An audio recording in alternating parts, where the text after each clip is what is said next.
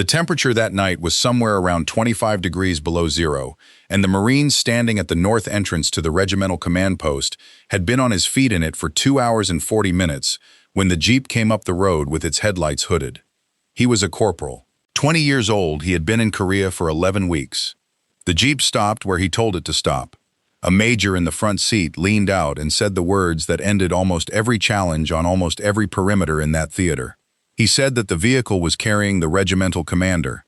He said that the corporal could step aside, and the corporal, who could see perfectly well who was sitting in the back of that Jeep, because there was not a man in the 1st Marine Regiment who could not have identified that profile in the dark, brought his rifle across his body and said, "Sir, I need the countersign." Nobody in that Jeep said anything for a moment. The driver kept his eyes on the road ahead. The major's hand stopped halfway through the gesture he had been making. Somewhere off to the left, a generator was running, and it was the only sound on that side of the perimeter for what the corporal would later estimate at 4 or 5 seconds, which is not a long time anywhere on Earth except standing in the dark in front of a colonel you have just refused. What Colonel Lewis Puller did in the next 90 seconds would decide whether that corporal spent the rest of the war carrying a radio for a lieutenant who did not trust him or something else entirely. And what he actually did was not what the major expected. It was not what the corporal expected. And the thing he said before he got back into that Jeep is the reason men in that regiment were still telling this story 30 years later. If you want more untold stories from the men who actually fought these wars, take a second and hit that subscribe button. Let me back up, because to understand why that rifle came across that corporal's body, you need to understand what a perimeter in North Korea in November of 1950 actually was, and what had been happening on perimeters like it in the weeks before that night. The front in that country was not a line. It was a road. Units were strung along it in pockets, each one holding a piece of high ground or a village or a crossroads, and the ground between them belonged to nobody after dark. There was no continuous wire. There was no rear area in any sense that would have been recognized in France 6 years earlier. What a Marine regiment had at night was a perimeter, and what a perimeter had was men standing in the cold at intervals, listening. And the specific thing those men were listening for was not the sound of an assault, it was the sound of somebody walking up out of the dark, speaking English. Infiltration was not a theoretical concern in Korea. Enemy soldiers moved and captured American and South Korean clothing. They came up on positions at night in the right parkas with the right silhouettes, and they counted on exactly one thing to get them through the line: the natural, human, entirely reasonable instinct of a tired sentry to let through anything that looks like it belongs. The challenge and the countersign existed to defeat that instinct. It was not a formality. On a perimeter with no wire and no continuous front, it was the entire mechanism. Now here's the thing. A perimeter does not fail gradually. It fails once. One man waved through in the dark because he had the right coat and the right accent and the right air of authority, and the thing that had been a defensive position for 6 hours becomes something else in 90 seconds. The cost of that failure is not paid by the sentry who made the decision. It is paid by the men asleep 40 yards behind him with their boots off, drying their socks against their own bodies, because there was no other way to dry them. Every Marine on that line understood that arithmetic. It had been explained to them, in writing, by the man in the back of that Jeep. Because here is the detail that makes this story what it is, and it is the detail that gets left out every time somebody tells it in a bar. The standing order that Corporal was enforcing was Colonel Puller's own. He had issued it 4 days earlier, in writing. No vehicle and no individual would enter any position of that regiment after dark without giving the current countersign.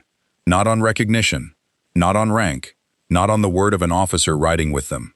The order said, in language that left nothing to interpret, that recognition was precisely what the enemy was counting on, and that a man who could not produce the countersign would wait outside the wire until the sergeant of the guard came forward and vouched for him, and that this applied to every man in the regiment without exception. The countersign changed at midnight. Colonel Puller had gone forward before dark to a rifle company position on the far side of a ridge, and he had stayed there through the night the way he generally did, and he came back onto that road at roughly 10 minutes past 2 in the morning, carrying the previous day's word in his head, because nobody had been in a position to hand him the new one. That was not arrogance. That was a gap. It happens in every command, in every war. The corporal had come on post at 11:30. He had received the new countersign about half an hour into his watch, from a runner, along with a canteen cup of coffee that had gone cold before he finished it. So picture it, 25 below zero, a jeep with hooded lights sitting in the road, a 20-year-old corporal with his rifle across his body and 11 weeks in the country, a major starting to lean further out of his seat and raise his voice, and a colonel in the back of that vehicle who had personally signed the order the corporal was standing there enforcing against him. Here is what does not survive in the official record. That corporal was not the only Marine on that perimeter who had been challenged by that situation, and he was not the only one who had faced a version of it that week. Other men on other posts had been approached by officers and had asked for the countersign and had been told who the officer was and had stepped aside, not out of cowardice, not out of laziness. They stepped aside because they had made a fast and entirely accurate read of the organization they were standing in and had concluded that the order applied downward. That read is the thing that kills perimeters, and it is not the fault of the men who make it. It is the fault of every organization that has ever written a rule and then quietly exempted the people at the top of it, because the moment that happens, the rule stops being an order and becomes a suggestion, and the men enforcing it can feel the difference immediately, even when nobody has said a word out loud. Stay with me, because what Puller did when he got out of that Jeep is the part almost nobody tells correctly. The accounts that survive are consistent on the shape of it and less consistent on the wording. What they agree on is this. The major was still talking when Colonel Puller told him to be quiet. Not loudly. He then got out of the Jeep, which at 25 below is not a small thing for a man of 52 who has been standing on a ridge since 4 in the afternoon, and he walked around to the front of it and stood in front of the corporal, and he looked at him for a moment. Then he said, "You're right, I don't have it." And this is where it gets complicated, because what happened over the next 4 minutes is the part that made it a story. Puller did not order the corporal to stand aside. He did not have the major take the man's name. He did not deliver a lecture to the guard detail about vigilance, which would have been the easy move, and the flattering one, and the one that would have let him walk into his own command post inside of 30 seconds. He asked for the sergeant of the guard. Somebody went and got him. The sergeant came up the road at a run, worked out what was happening, and went through the verification procedure exactly the way the order specified, identified the colonel, vouched for him by name, and stood there while the corporal logged it. And Colonel Puller waited in the road in the cold for roughly 4 minutes by that corporal's watch, while the system he had written functioned on him. Then he got back in the Jeep, and as it pulled forward through the position, he said one word, to nobody in particular, in a voice that the driver heard, and the major heard, and the corporal did not. He said, "Good." The next morning, before the regiment moved, the corporal was informed that he had been recommended for meritorious promotion to sergeant. There was no formation, there was no ceremony. There was a sergeant with a clipboard and a piece of paper, and about 90 seconds of somebody else's time. See, what most people miss about this story is that they think it is about courage. It is not about courage. Courage was not scarce in that regiment. There were men on that perimeter who had walked into machine gun fire and would do it again inside of a month, and nobody was handing out stripes for it. Courage was the entry requirement, not the distinction. What Puller put a rocker on was something narrower and considerably harder to find. It was the willingness to enforce a rule against the man who wrote the rule. To hold a line at the exact moment when every incentive in the organization, every instinct about rank, every calculation about your own future, every reasonable read of how these things actually go, is telling you that this particular case is the case where the rule was never really meant to apply.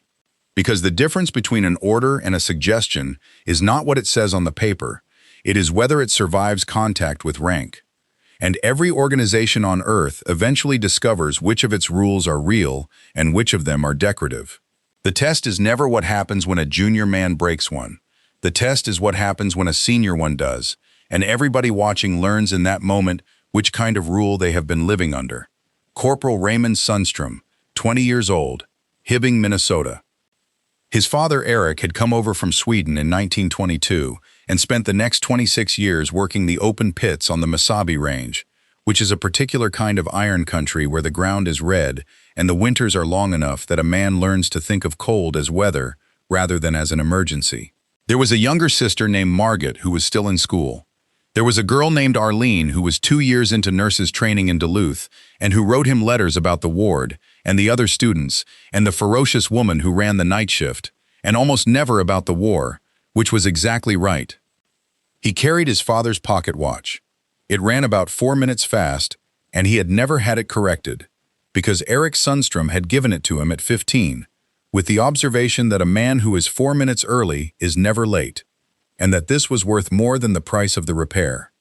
He was, as far as anybody on that line could tell, the only Marine on that perimeter who was not being slowly taken apart by the cold. He had grown up in it. He knew about layers and about keeping his hands moving and about the fact that the worst thing you can do, standing a night post in 25 below, is stop paying attention to your own feet. He had a practical plan for afterward.